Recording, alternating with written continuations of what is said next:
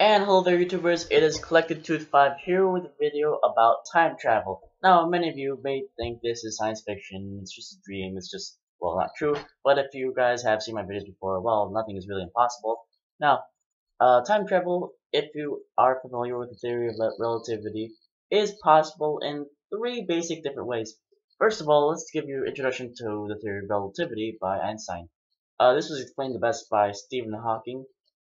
Think of time as four-dimensional, the fourth dimension being time, and think of time as a plane, and things that have mass make dips in the plane. So it'd be flat, and then you would have a certain dip at a certain atom or planet or a star or whatever you have. Now, this may not seem pretty important, but that dip means that the time stretches.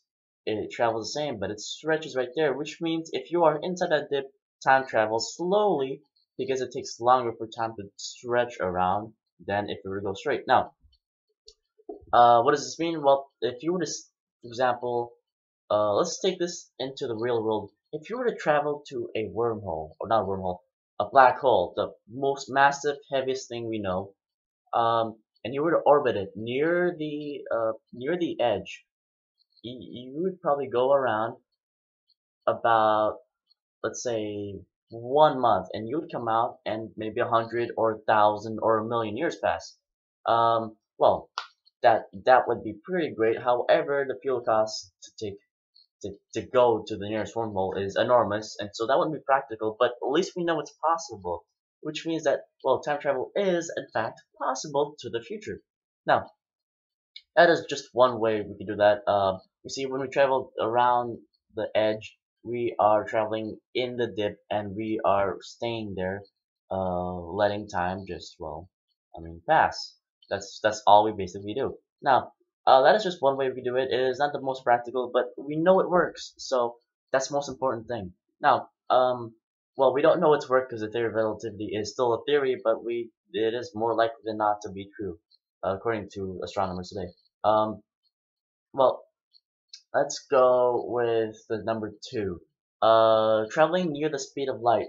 How this works is that, well, if the law is true where we can't travel faster than light, this means that for somehow, we can create enough energy to travel faster than the speed of light, but the universe won't let us. Now, many of you will be saying, "Oh man, damn universe." Now, that would be what most of you will be saying, but however, scientists have thought of a different idea, and to take this to their own advantage, what they have done is they create a theory where if you were to travel at 0.99999 times the speed of light, you would basically be traveling faster if you were inside. For example, if there was a speedometer inside the spaceship, you would be actually traveling faster than light. But if you're outside looking at the spaceship, it would be traveling slower than light because the space will slow you down by slowing down what time feels like when you are in the spaceship. What that means is that you'll basically be traveling, but time slows you down. So it'd be basically like going in slow motion. Basically, that's the best way to explain it. That means that if you were traveling at 0.99999 times the speed of light, you would be and if you're holding that speed for about a year, you'd be coming out, and maybe I believe the number is 100 years would have passed. This theory is still in, well, a theory, but it is likely possible if the light speed theory is also true. Now, there's the third way, and this is the most mysterious way that we know. This is wormholes. Very little about wormholes is known. We don't know what's on the other side, obviously, because we haven't sent anything there. Maybe it's a parallel universe. Maybe it's into the future, to the past. Maybe there's some way we could.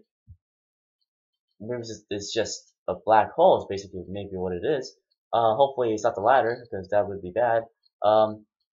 We just don't know about wormholes. Now, there is a show called Through the Wormhole with Morgan Freeman, and yeah, that connects nicely. There's a link in the description below where Morgan Freeman and a bunch of other scientists explain extremely thoroughly and extremely well about time travel. Now, this is, well, a great show. It's easy to understand for most of you. If you're not sciencey, you're still gonna understand this because it is explained pretty well. And like I said, the link in the description is below.